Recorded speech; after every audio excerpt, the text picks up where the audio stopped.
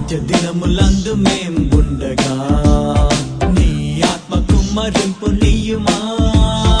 అంత్య దినములందు మేం ఉండగా నీ ఆత్మ కుమ్మరింపు నీయుమా. మేం దర్శనాలు చూచి మేం ప్రవచనాలు చెప్పి లోకమందు మార్పు తెచ్చడం. ఆది సంఘం వల్లే మేము ఆత్మ అగ్ని తోడ రగిలి క్రీస్తు శిలువనెత్తి చూపెదం.